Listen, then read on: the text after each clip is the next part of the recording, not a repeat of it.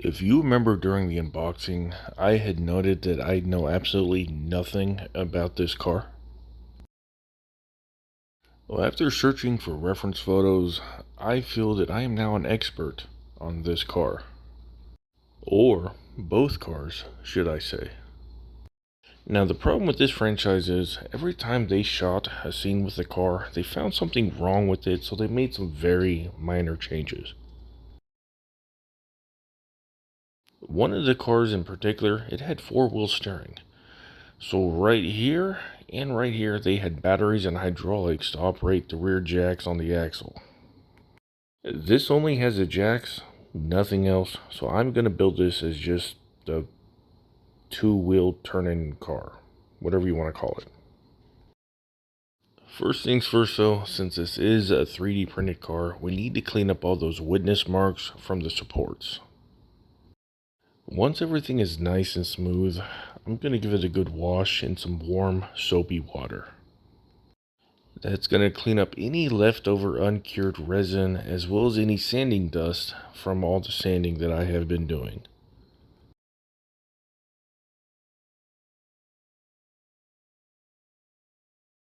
Just a little heads up, anyone who plans on doing a whole lot with 3D printed resin, buy your emery board in bulk. These little emery boards, I went through maybe a whole pack of them on this car. Resin clogs them up something fierce. You will go through them like crazy. It is, however, money well spent. Resin, it cleans up extremely well and comes out super smooth.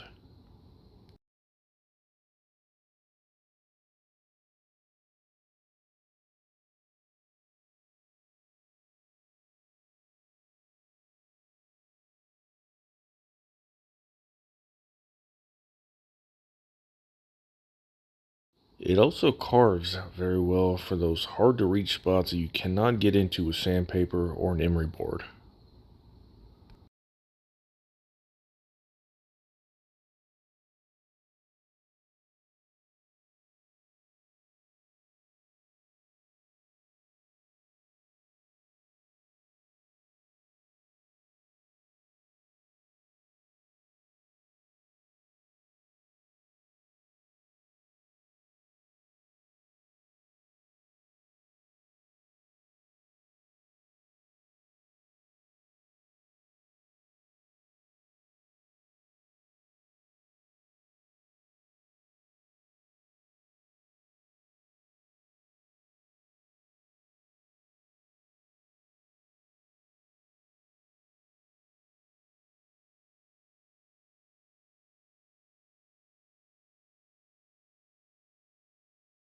Now, in my kit, I got one bad print.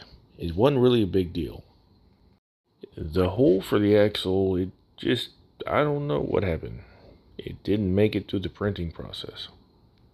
Now, luckily, there was a divot there that held center on my drill bit, so I got a nice, straight, clean hole.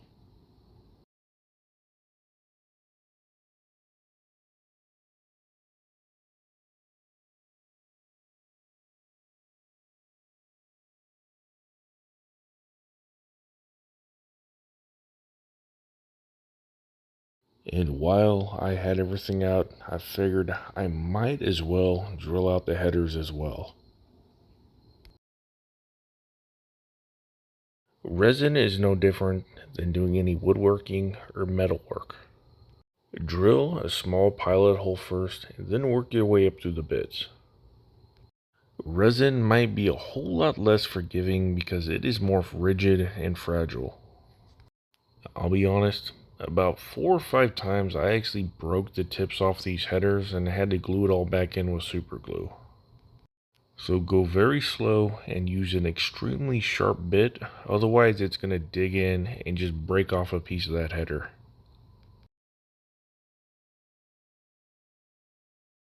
Now, one thing that all the cars had in common, despite their stage and production, the scene they were filming, they all had a plexiglass roof. So I'm going to make a quick template here, and please try not to make fun of me. I was doing extremely light pressure on this pen here, so I was having a hard time staying inside the guidelines. If I pressed too hard, I would just poke a hole right through it. As you'll see here, anything more than just the weight of the pen alone would just go right through it.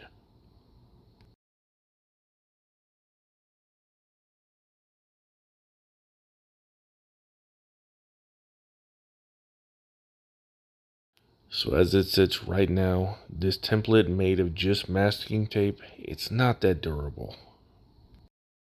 So I'm going to transfer it over to something a little bit more stout.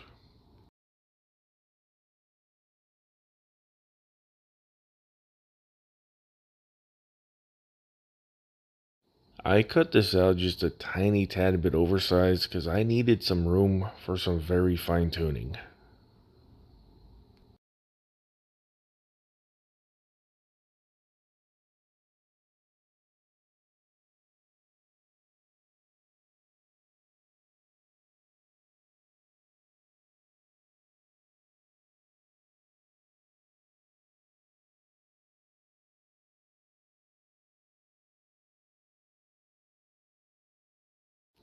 Now the straight parts, oh, those were easy.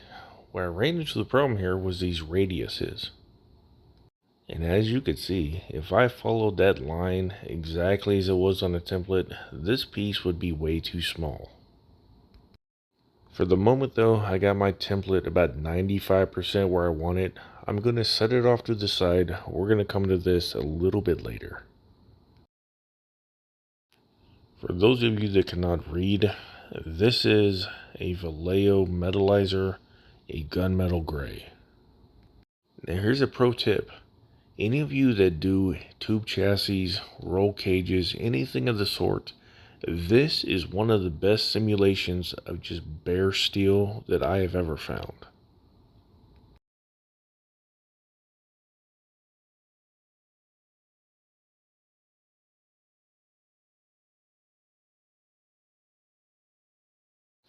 For nothing other than the sake of brevity, I had cut out a whole lot of the painting process.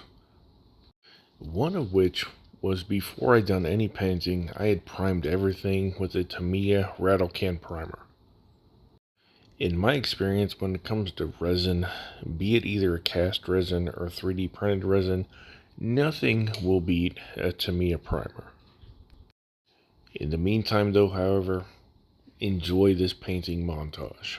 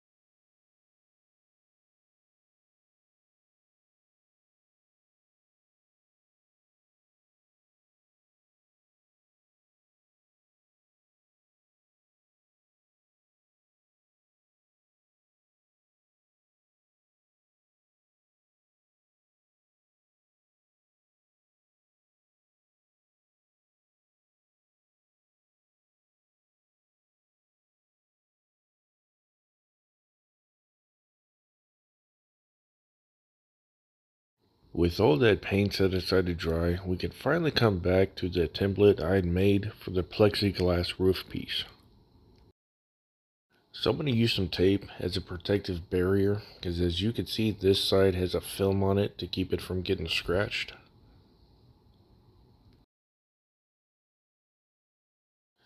Now more importantly though, the tape, it is going to act as a substrate, so when I go to trace around this, I could actually see my layout lines.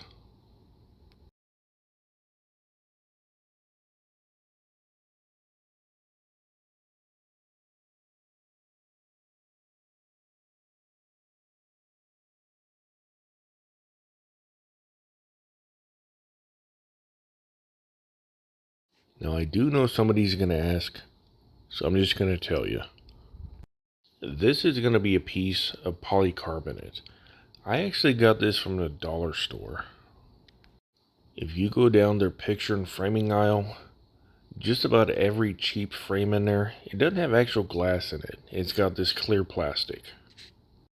And it works great for scale modelers who want to produce windows. Now, being that I work through a viewfinder on my camera, I thought that it would be somewhat hideously dangerous to cut this out on film. What I did though, off camera, is I had used a cutoff wheel on my rotary tool. And just like the template, I cut it a little bit oversized so I could come back in and sand it away a little bit at a time to get that perfect fit.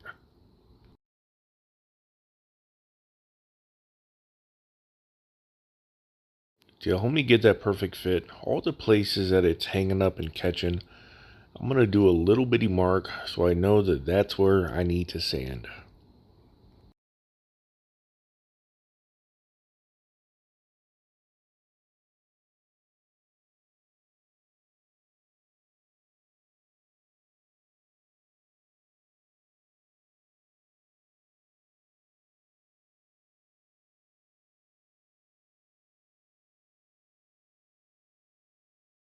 So after a few hours, you should have a piece that sits flush and fits with just a little bit of friction. Ultimately though, what we're after here is a piece that will fit snug enough to be held in place without any glue.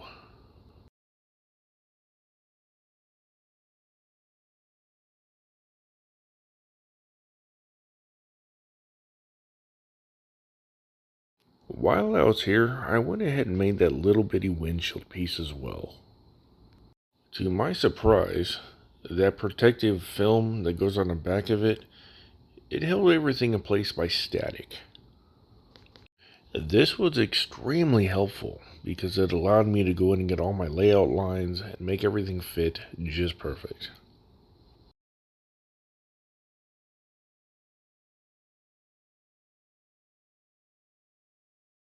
One of the variants, they had a curved piece of glass that goes over that as well. I'm gonna skip that. This stuff is hard enough to cut out, let alone bend it. From what I could tell, only one of the variants had seatbelts.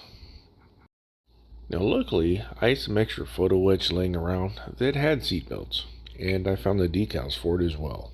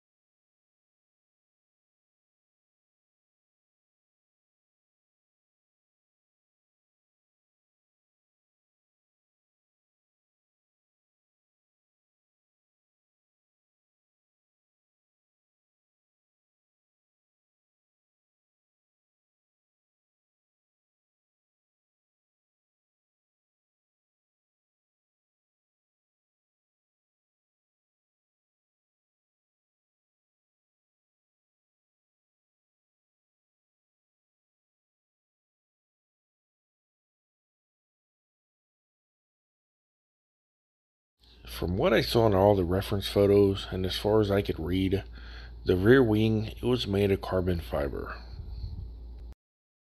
Now this next bit, it may be kind of boring because I am not going to talk.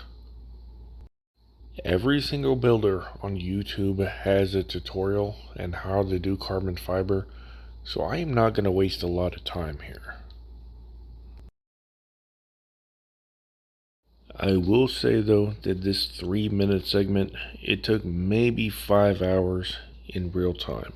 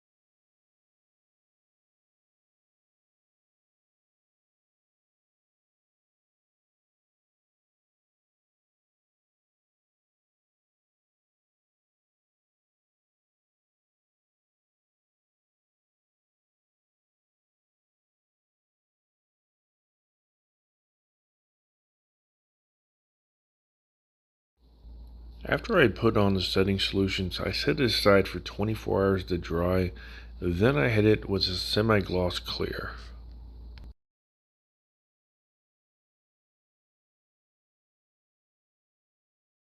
Now this whole area right here is looking kind of boring. I had found out that one of these cars had actually went on tour. It had an extremely nice rusty patina to it that I'm going to recreate. I'd mix up this little wash here real quick. It is 2 parts thinner, 2 parts water, and just a tiny tad bit amount of brown paint.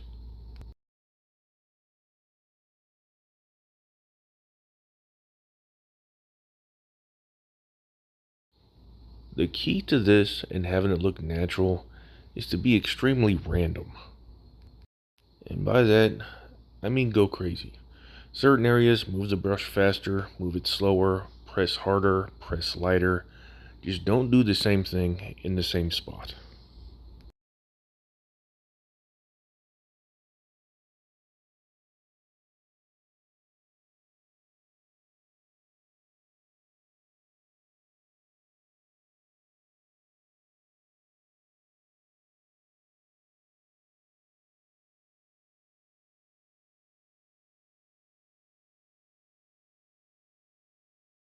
And the fun with this is you could truly make this your build.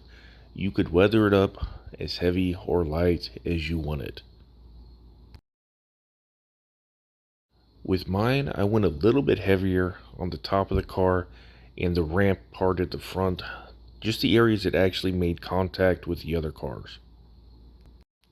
When you think natural, rust, rainwater, it's always going to be heavier at the top and everything is going to cascade down. So the key takeaway here is heavier rust on the top, lighter rust on the bottom. If one is so inclined, they could also mix up a wash of a lighter brown and apply it on the top, because new rust, it is a lighter brown than the old, darker, established rust.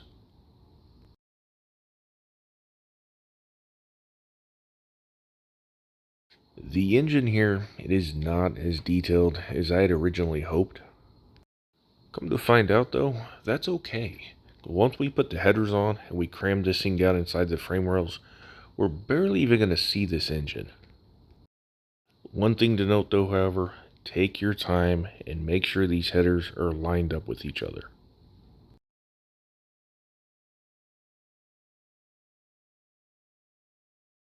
And what we really want in the end is for the collectors to be parallel with each other.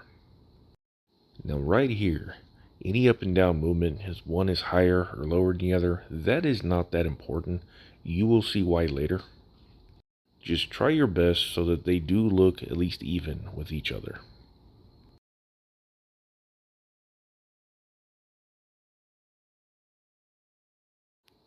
Now finally I'm going to do a wash down inside the collectors, then lay out a fresh paper towel, and we can finally get to putting this thing together.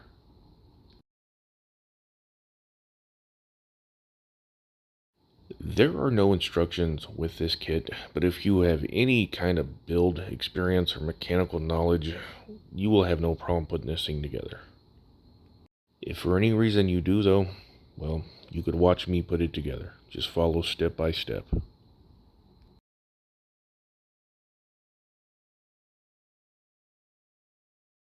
Now, I will add a key note here. When it comes to resin, the only adhesive that I will recommend is a good CA glue.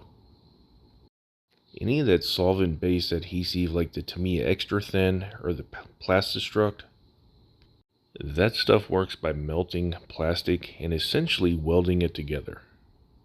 Being that resin is not plastic, none of that is going to work here. So go to the dollar store, grab a couple packets of that cheap CA glue, and you're going to be just fine.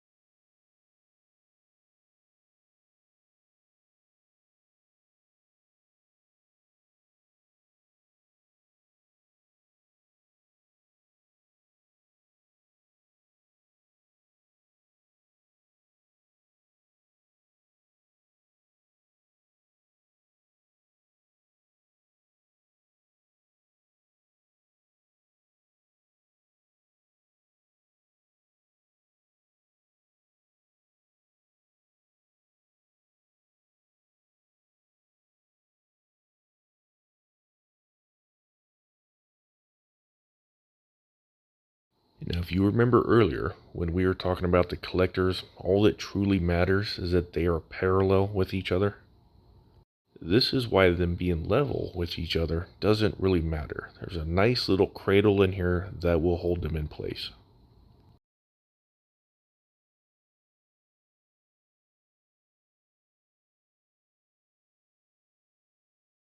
On my tires, you could just barely see some layer lines right there. Now on the back side, when I had sanded off all the witness marks, it actually came out smoother. So I'm going to mount those on the outside, so those are the ones we're going to be seeing.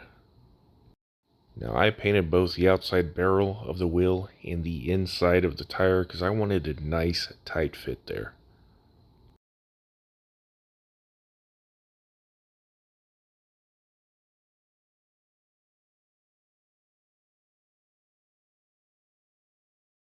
Later on, I had glued these in place. I don't really see these as toys, so I don't get out and play with them. And I definitely don't want them rolling off the shelf someday, so I always glue my wheels and tires in place.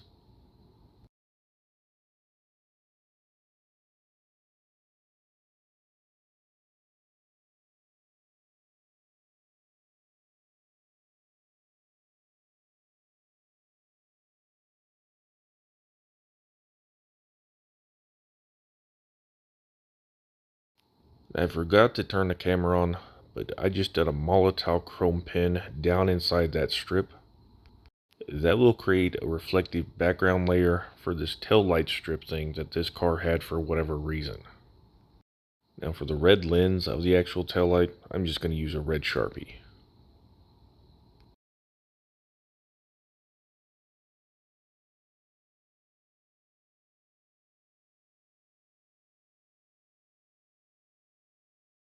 Now for this thing, it's kind of snug, so I'm just going to leave it in there with a nice friction fit. It's not going to go anywhere. And during all the test fitting, I had to apply some force to get it to come out every time, so fairly confident that it's going to live there for a long, long time. We are not going to get so lucky on a front windshield. To hold it in place, I'm going to use some UV activated resin. Now the beauty of this UV resin, it is sticky enough to hold the part in place, but will still allow a little bit of movement so you could line it up perfectly. And another benefit is when it dries, it is super clear. It is almost as strong as super glue, and it does not harm any clear plastic at all. So once you're happy with where it's at, just go ahead and burn it in place with that UV light.